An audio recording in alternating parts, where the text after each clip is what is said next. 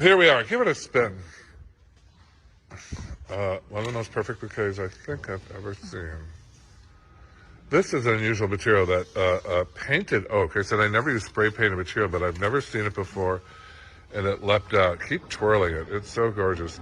Final project, weddings today in Santa Ana. Give it another spin. How hard was this to do? It wasn't that hard. How long have you been designing flowers? 5 days. 5 days. It's magnificent.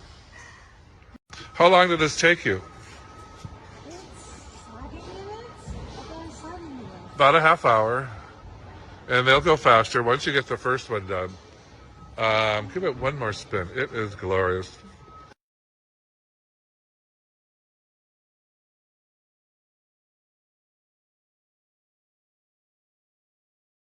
Final project, her wedding.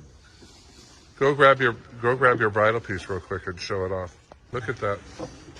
Chic, simple, understated, and really cool.